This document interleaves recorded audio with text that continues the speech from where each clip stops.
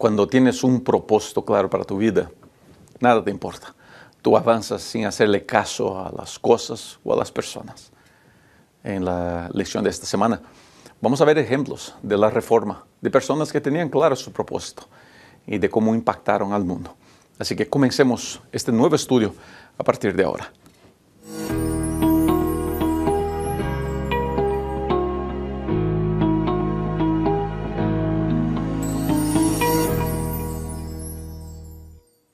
Muy bienvenida, querida amiga, querido amigo. Qué gusto recibirlos aquí en mi canal. Soy Rubén Bullón.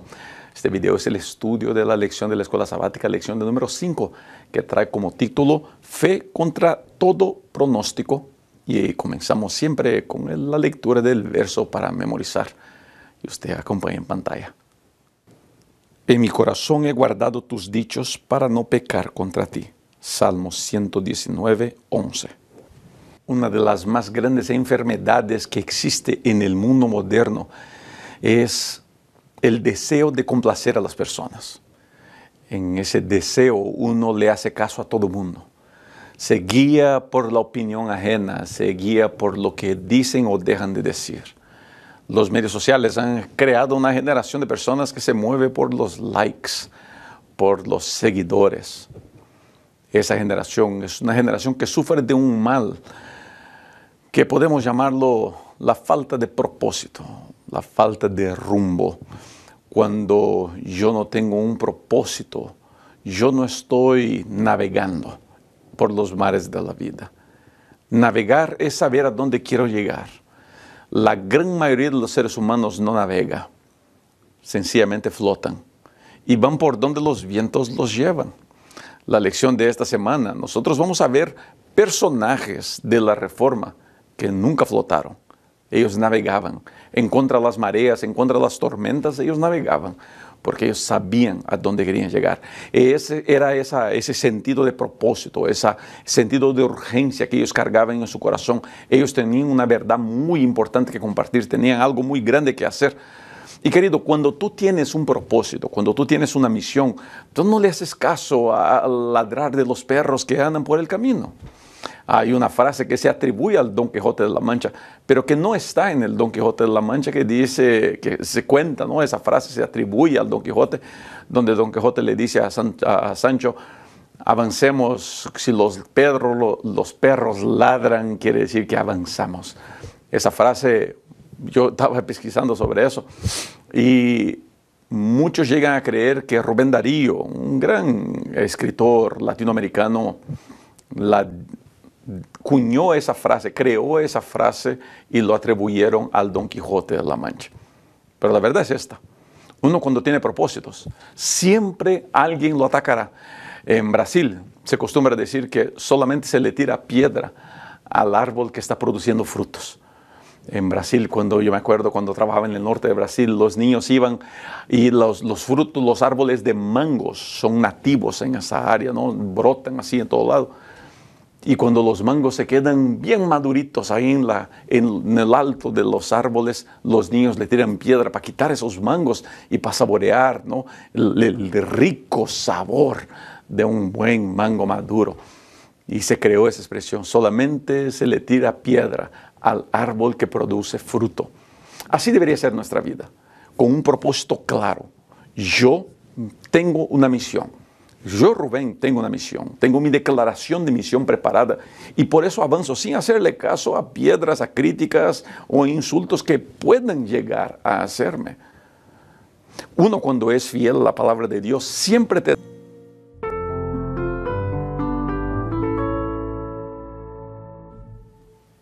¿Cuál es el propósito de tu vida? La lección de domingo cuenta la historia de John Wycliffe, que tenía como pasión, como misión, como propósito traducir la Biblia. Y mucho de lo que tenemos hoy día se debe a él. La gran ambición de esos pioneros, de esos héroes de la Reforma, era el sueño de que las personas tuvieran en sus manos la Biblia. Nunca fue tan urgente como es en nuestros días levantar y engrandecer el estudio de la Biblia y la predicación bíblica. Nunca fue tan urgente hacer eso. sermos fieles al texto bíblico, sermos fieles a la interpretación bíblica, sin querer distorsionar las escrituras bíblicas para intentar abrazar agendas que claramente son antibíblicas. Es muy importante que el estudio de la Biblia se haga presente en todos los lugares. La semana pasada estudiamos de cómo los valdenses crearon en los niños valdenses la urgencia por entender la Biblia. La Biblia fue lo que alimentó el corazón de los héroes de la Reforma. Ellos se movieron por el deseo de ver miles y miles de personas, muchos teniendo la Biblia, y muchos de ellos se murieron sin nunca ver ese sueño realizado. Hay una porción aquí de la lección de domingo que yo quisiera leer con usted. Creo que el pastor Mark Finley, autor de la lección, escribió un texto muy hermoso en la lección del domingo. Quisiera compartir una cita con usted. Acompañe, por favor, en pantalla. Las Escrituras irradian gozo a nuestro dolor, esperanza a nuestro desaliento, luz a nuestra oscuridad.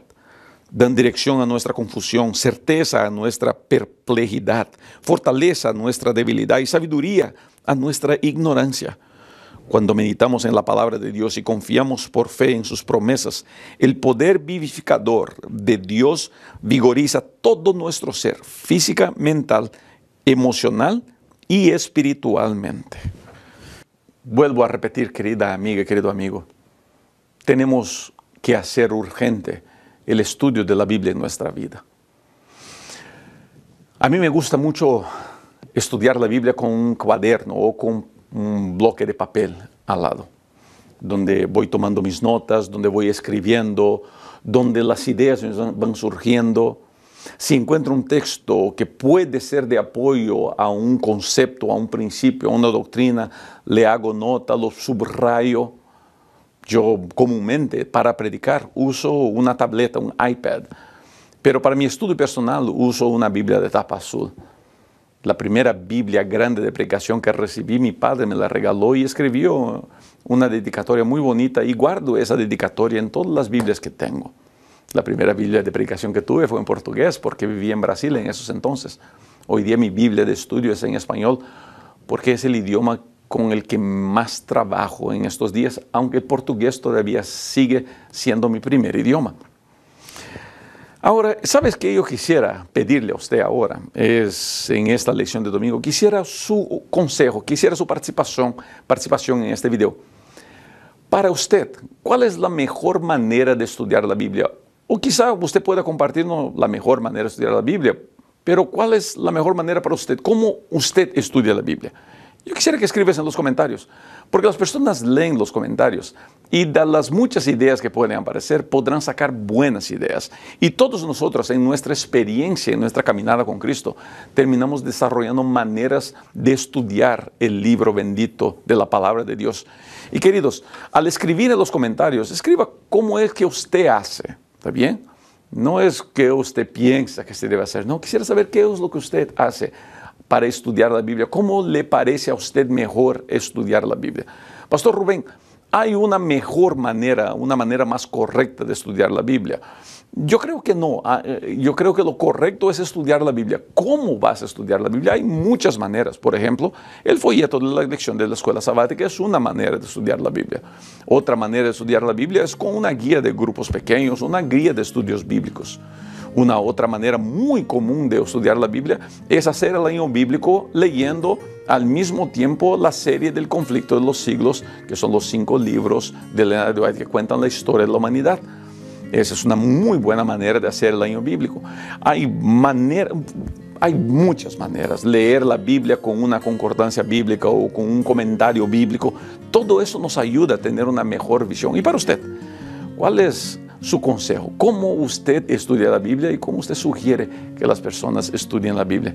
Espero que de las muchas ideas que van a aparecer en los comentarios, nosotros tengamos condiciones de crecer en nuestro estudio de la palabra de Dios.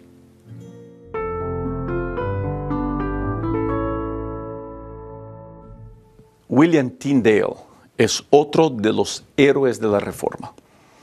Su gran herencia para la iglesia fue la traducción de la Biblia. De su traducción de la Biblia fue la base para la famosa traducción del King James. La famosa traducción King James para la Biblia americana, para el inglés. Este caballero dedicó su vida a la predicación, al estudio de la Biblia y murió. Fue condenado por su deseo de hacer con que la Biblia llegara a la mano de las personas. William Tyndale vivió la fe de manera digna. Y hablando en vivir la fe de manera digna, su gran misión fue transmitir la enseñanza bíblica a las personas. Ahora, y es aquí donde me gusta mucho hacer ese juego, ¿cómo yo, Rubén Bullón, o usted, Juan, María, Dolores, como se llame usted, cómo usted puede transmitir la palabra de Dios? Muchos pensamos que la única manera de transmitir la palabra de Dios es tocando puertas y dando estudios bíblicos. Y es una muy buena manera de transmitir la palabra de Dios, innegablemente. Pero hoy día, muchos podemos hacer con que la palabra de Dios sea transmitida de maneras muy sencillas y muy rápidas para nosotros, que es a través de los medios sociales. Como sería lindo que todos nosotros nos dedicáramos a usar nuestros medios sociales para predicar el Evangelio, para anunciar aquello que creemos que es correcto en la Biblia. Yo trabajo aquí con medios sociales, trabajo en YouTube, en Facebook, en Instagram. Estoy queriendo entrar a TikTok, no me da el tiempo. Pero me he dedicado a anunciar, a predicar y a hablar.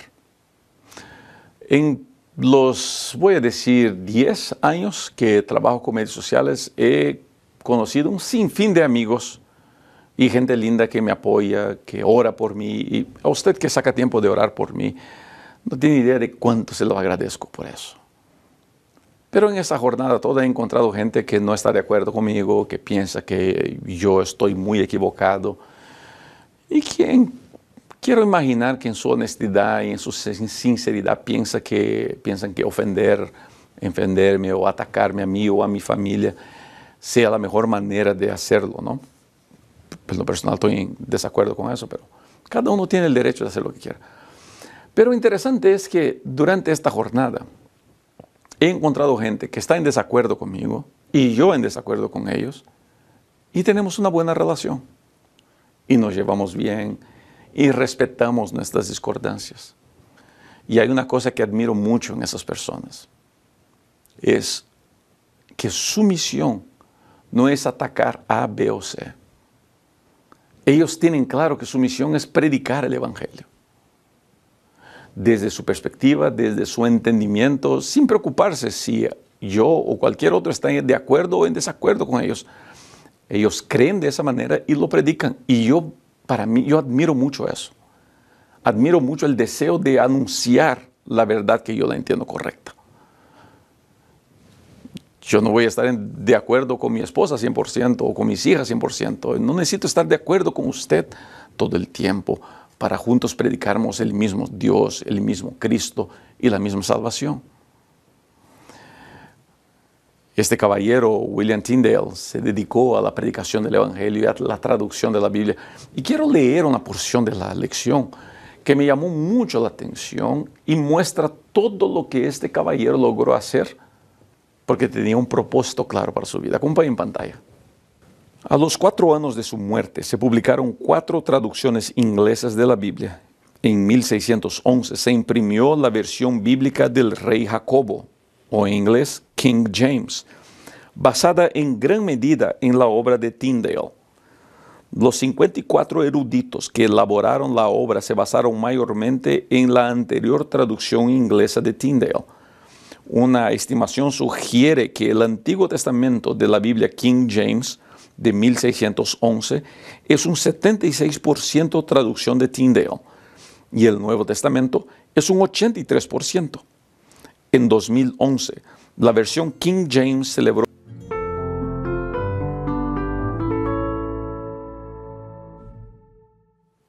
La lección del día martes trae una historia muy interesante de John Knox con la reina de Escocia, María. Knox, muy influenciado por todo lo que él había escuchado de Martín Lutero, predicaba la justificación por la fe, predicaba de la salvación por la gracia. Al mismo tiempo, los líderes religiosos de la Iglesia Católica le predicaban a María, reina de Escocia, que la salvación era por las indulgencias, por el sacrificio. Cuenta la historia que María le escribe a John Knox y le dice: usted interpreta las Escrituras de un modo y ellos, los maestros católicos romanos, la interpretan de otro. ¿A quién creeré y quién será juez? Interesante esa historia, ¿no? Esa historia es la realidad de muchos de nosotros hoy día. Hoy día no es una batalla de John Knox con los líderes religiosos.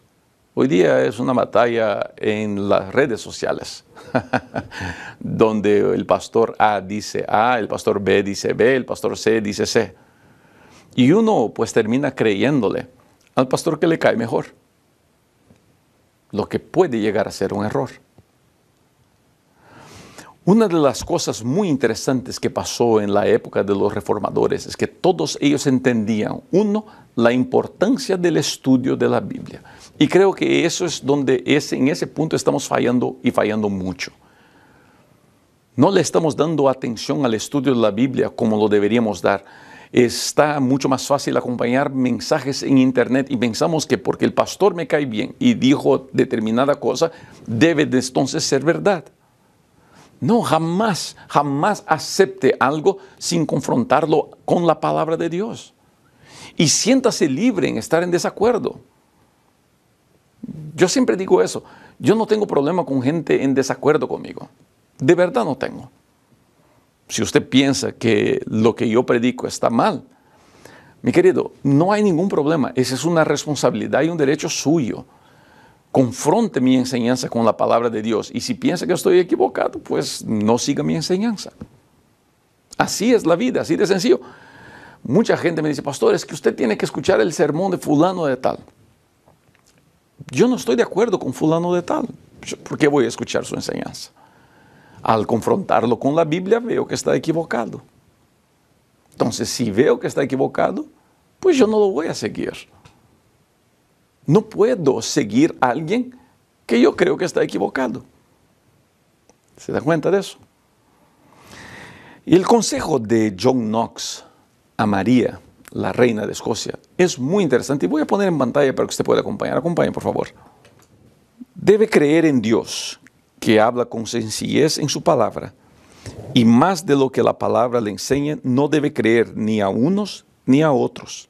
La palabra de Dios es clara en sí misma, y si parece haber oscuridad en algún lugar, el Espíritu Santo, que nunca se contradice a sí mismo, lo explica con más claridad en otros lugares, de modo que no queda lugar a dudas sino para quien decide obstinadamente permanecer ignorante.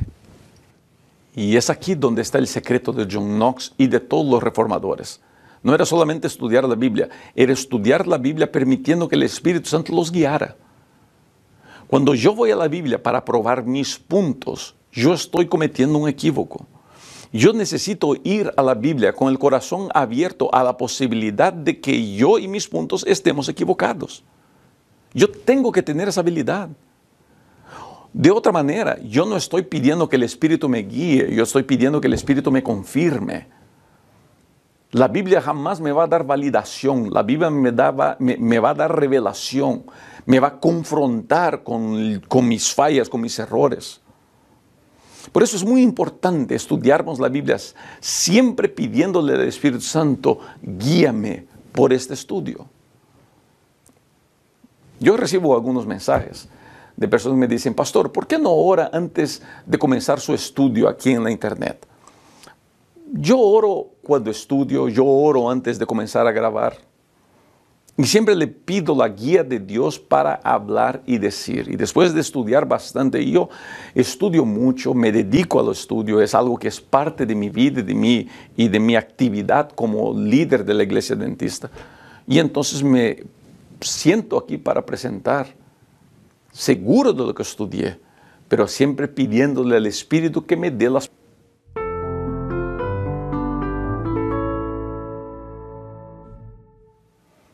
Una de las enseñanzas muy comunes en los tiempos de la Reforma, que fue fuertemente combatida por todos los reformadores era la idea de que la salvación era parte obra de Dios y parte obra humana. De que el ser humano tenía un papel que jugar en la vindicación del carácter de Dios o mismo en el proceso de su salvación. De que él tendría que hacer alguna parte, de que le tocaba a él cumplir algunas obras.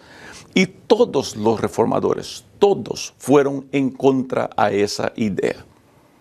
La idea de que el ser humano es parte de la obra de salvación es una idea antibíblica. Es una idea que no brota en el corazón de Dios claramente, porque no tiene ningún respaldo en la palabra de Dios.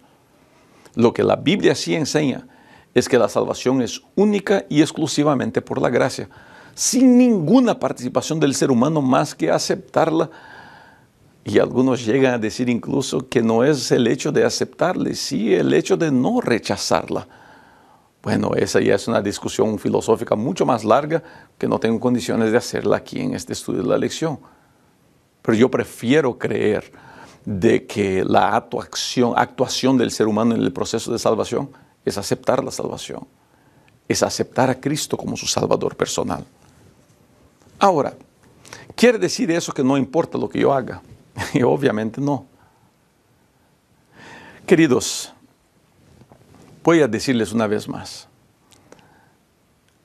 haz todo lo posible para que seas bueno. Pórtate bien lo máximo que puedas. Es noble querer ser bueno. Es noble querer ser perfecto. ¿Quién en su juicio sano no quisiera vivir una vida sin pecado? Todos nosotros. ¿Cómo yo quisiera no tener pecados? ¿Cómo yo quisiera no caer, no fallar? ¿Cómo yo quisiera ser un esposo perfecto y un padre perfecto? ¿Cómo yo quisiera ser un hijo perfecto, un hermano perfecto, un pastor perfecto? Y te puedo garantizar que me esfuerzo mucho para hacerlo.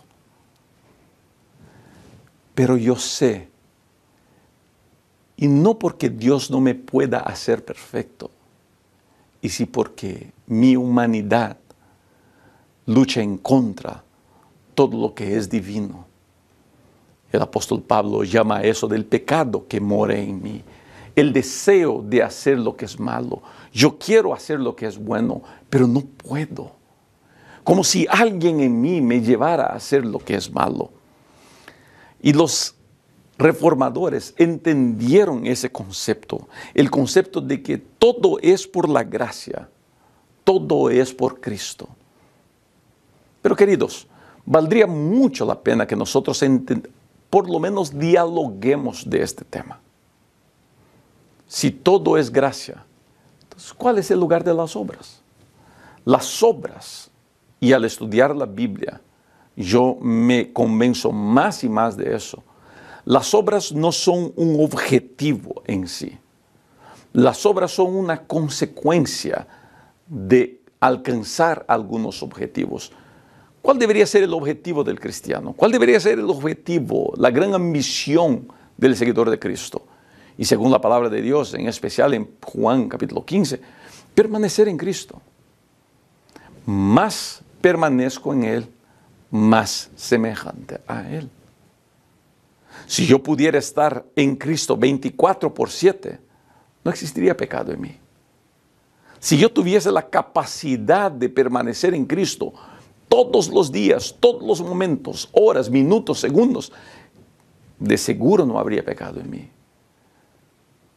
El pecado que mora en mí no es por la limitación de Dios, y sí por la incapacidad humana, por la falla del ser humano. Si el ser humano supiera sacar provecho de todo lo que Dios tiene para ofrecerle.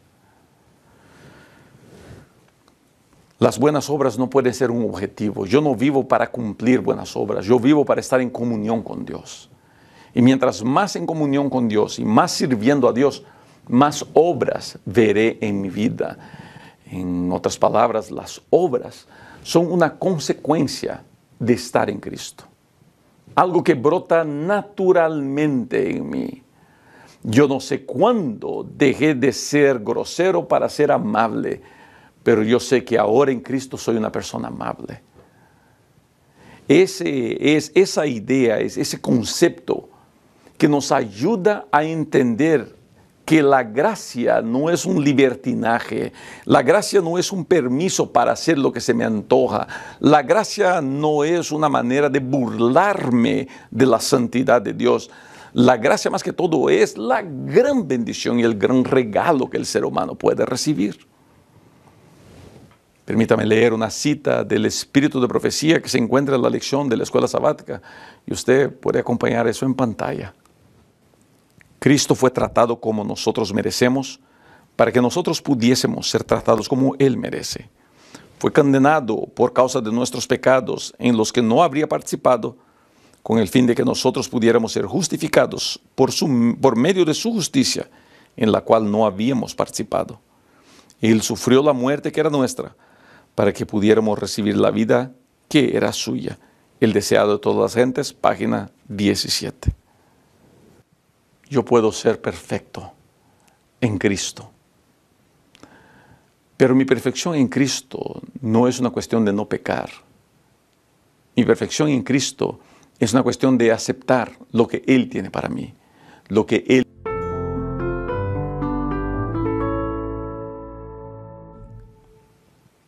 Una de las más grandes demostraciones de que estoy salvo en Cristo es un cambio en mi vida, en mi manera de ser. Voy a repetir, más en Cristo, más cambios veo. Más conectado a la vid, más frutos veo. Mira, las ramas no hacen campaña para dar uvas. Las ramas se conectan a la vid. Y las frutas, las uvas, serán una consecuencia de una buena decisión. La lección del día jueves habla de cómo la obediencia es el fruto de la fe. Y esa es una muy bonita expresión. Obedecer a Dios tiene que ser algo que brota de mi comunión con Él. Algo que brota de mi entendimiento de su sacrificio por mí. Cuando yo veo todo lo que Cristo hizo por mí, es mi deseo alabarlo con mi vida. Y una de las mejores maneras de alabar a Cristo es buscando en Él fuerza para dejar malos hábitos. O sea, cuando yo estoy en Cristo, yo quiero ser mejor. Yo deseo ser mejor, pero como no tengo fuerzas para eso, me aferro más a Él. Y la consecuencia natural de andar en Él, de escuchar música de Él, de leer la palabra de Dios, de hablar de su amor a otras personas, la consecuencia natural de eso es que yo poco a poco dejaré de tener ganas de estar bebiendo de fuentes impuras de pecado y de miseria. Cuando yo tengo un objetivo, una conexión, todo lo demás se puede hacer a un lado. Querido, Cristo nos invita a estar en comunión con Él. Y esa comunión tengo para mí que brota de un entendimiento un poco más claro de toda la maldad que habita en nosotros. La lección del día jueves cuenta la historia de John Wesley, cuando asistió a una reunión mientras moraba en Londres y quedó asombrado, dice la lección, cuando escuchó por primera vez la introducción de Martín Lutero al libro de los Romanos. Y dice la lección que Wesley dijo: sentí que confiaba en Cristo, solo en Cristo para la salvación, y tuve la seguridad de que Él había quitado mis pecados, aun los míos, y me había salvado de la ley de pecado y de la muerte. Es eso lo que le pasa a alguien que entiende finalmente lo que significó la muerte de Cristo. Cristo murió en la cruz del Calvario y su muerte y su resurrección significan el fin del gran conflicto. Después de su muerte y de su resurrección y que se presentó delante del Padre, ya no hay más ninguna posibilidad de victoria para el enemigo. El futuro está sellado. La victoria está garantizada. Consumado es, dijo Jesús en la cruz. Se acabó. No hay la menor condición de victoria para el enemigo. Y usted y yo somos partícipes de esa victoria, de esa bendición. Queridos amigos, queridas amigas, es muy importante entender que gracia no anula buenas obras. Gracia se sobrepone a buenas obras. La gracia siempre será lo principal y las buenas obras siempre serán una consecuencia. Cuando las buenas obras pasan a ser lo principal, entonces estoy viviendo una doctrina que, por bonita que pueda sonar, es antibíblica. Y cuando yo enseño una doctrina que es antibíblica, por bonita y noble que suene esa doctrina, es una doctrina satánica. Porque en la vida no hay término medio. O estoy en Cristo y en su palabra, o estoy lejos de su palabra con el diablo. No hay término medio en eso. Y en Cristo y en su palabra, gracia. Únicamente gracia. En Cristo y en su palabra no hay gracia, pero hay esto, pero hay el otro. No. Todos esos peros son cosas extras que quiero añadir a la perfección de Dios. No vale la pena. Vuelvo a repetir, querido, pórtate bien. Yo le digo eso a mis hijos, tengo 2 hijas. Yo les digo a ellas, pórtense bien. Lo mejor que se pueden portar. Cuando yo salgo de casa, miro al espejo y le digo, Señor, ayuda a portarme bien. Estos días fui a jugar fútbol y me calenté la cabeza, ¿no? Y discutí con un muchacho en la cancha. Volví a casa sintiéndome un fracasado. Porque no me gusta. Yo sé que es una pérdida de tiempo discutir con alguien por fútbol. Pero cometí ese error. Quisiera decirles a ustedes de que el muchacho me pisó el pie o qué sé yo, ¿no? Pero la verdad es que yo cometí un error. Me sentí tan mal, ¿sabes? Demoré a dormir esa noche, triste, pensando, pero ¿por qué sigo con esas batallas en mi corazón? Y al orar antes de dormir, le decía, Señor, necesito de ti. Necesito de tu amor, de tu gracia, que me perdones, pero que me restaures. Porque yo no quiero dejar de jugar fútbol, me gusta jugar fútbol, me hace bien. Pero no me quiero pelear con nadie porque me hace muy mal. Y yo sé que deshonra tu nombre. Yo sé que la obediencia a Dios va a brotar en mi vida y es